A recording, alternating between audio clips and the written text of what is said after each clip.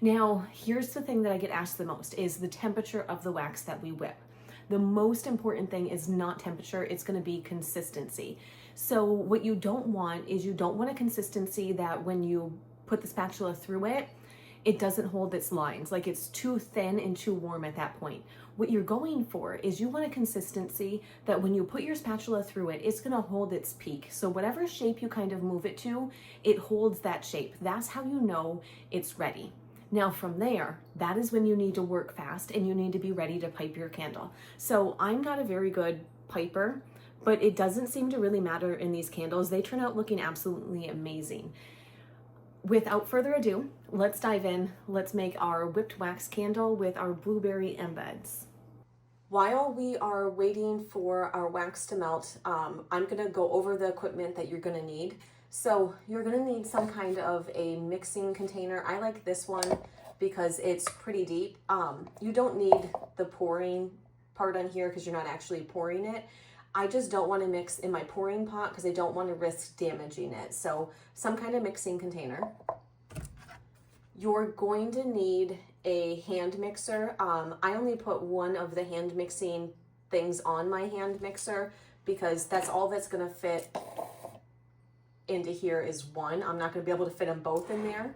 You're going to need a piping bag. I get asked this, and every time I make one of these videos, I'm using a 16-inch. You can use a little bit smaller if you'd like. And another thing that I'm always asked is what size the piping tip that I'm using, and this is a Wilton 6B. As you can tell, it is a very big opening there, so it's what gives us that lovely piped consistency. You can certainly use a different one if you'd like. I like that this one's a little bit bigger so you can get quite a bit of wax out of it. When you're making a whipped candle, it can feel like a lot all at the same time. So the more things that you can prep, like while I have the wax over on the stove, I like to prep stuff. So we're gonna go ahead, put our piping tip into our bag. Now, it's always easier if you put your bag into some kind of container.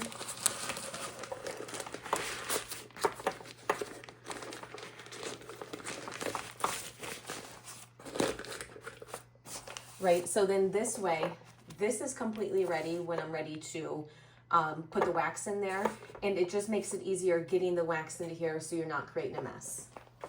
Another thing that I do a little bit different, this is hands down my favorite spatula that I use. I only have the one of this spatula. I absolutely love it, but it's not very firm. So this doesn't work when you're piping wax because we need a little bit more oomph. So I'm gonna actually put this off to the side, and I'm gonna use a silicone spatula that it's like a little bit harder, and that's just gonna work better when we're scraping the container, really getting the wax to a thicker consistency. You're gonna need a spatula that's a little bit harder than the one that I was using before. Just pulled this off the double boiler. As you can see here, the wax is completely melted. You're gonna go ahead, you're gonna pour it into whatever container you're mixing in. Like I said, you don't need the spout. I just like the deepness of this container. Because we want this scented, we're gonna go ahead, we're gonna add the fragrance oil. And we're gonna give this a really good mix. Like I said, gonna be a couple minutes of mixing to get it fully combined in there.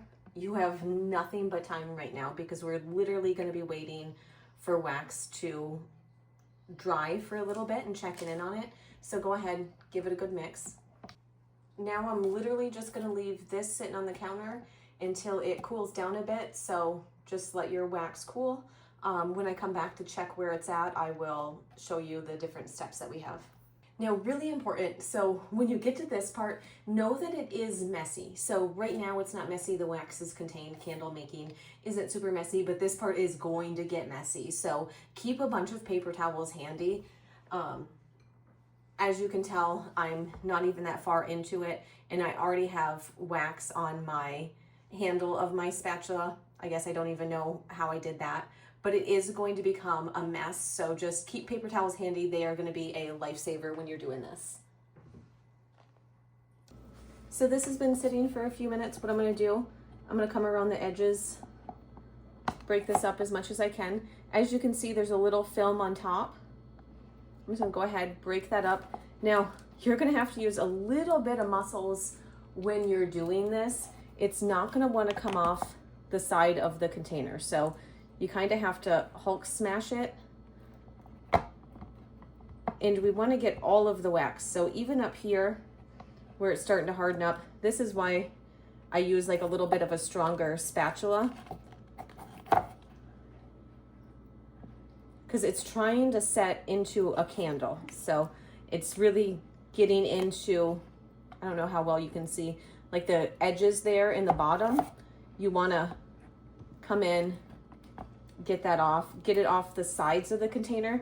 Now, as you're mixing it, because the inside of it's still warm, it's gonna make it a little bit easier, and kind of all of the wax is gonna try to go to the same consistency. So it makes it a little bit easier to get the edges off, if that makes sense.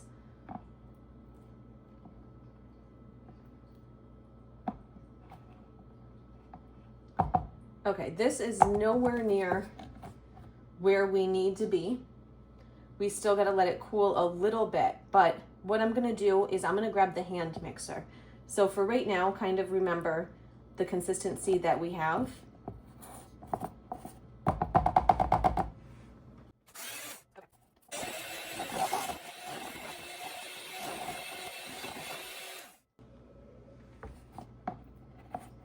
So after we hit it with the hand mixer, I'm gonna come in again, and this is your consistency. Actually, that's a really good consistency. Let me hit this one more time.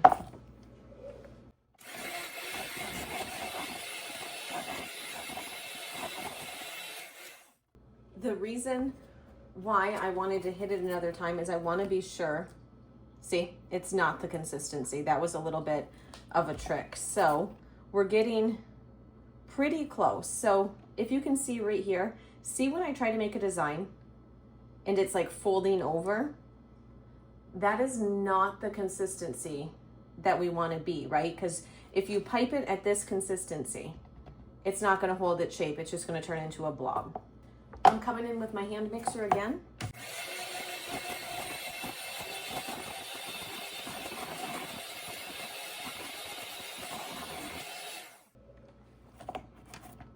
And let's check our consistency. Yep, same thing. You're not making any shapes. So I'm gonna give this a few minutes to sit.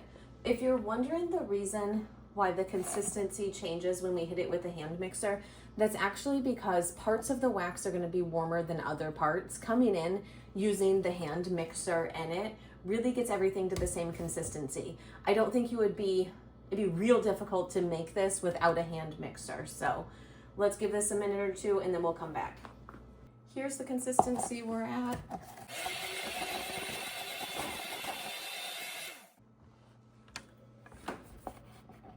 Then I'm gonna come in. Okay, we are about where we need to be. So I'm just gonna scrape the sides. I'm gonna mix it one more time to get those little chunks that I scraped off mixed in.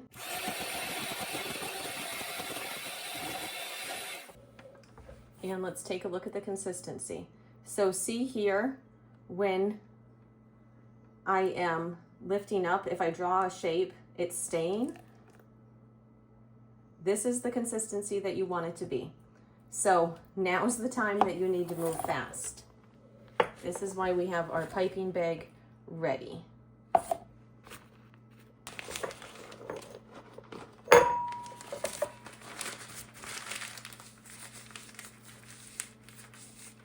Go ahead, slide the wax down, and now we can come in and pipe our candle.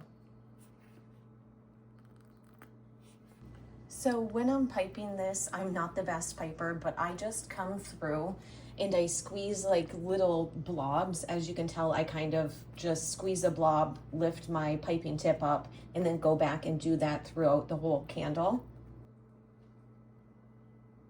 Resituate the wick.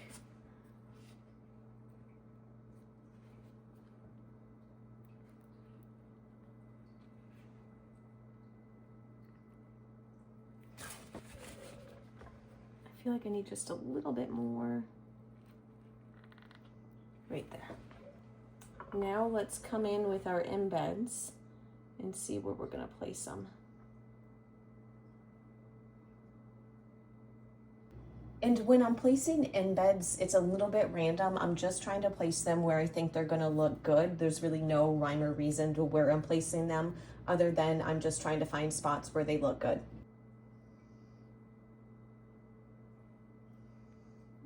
Maybe I'll put one more right there.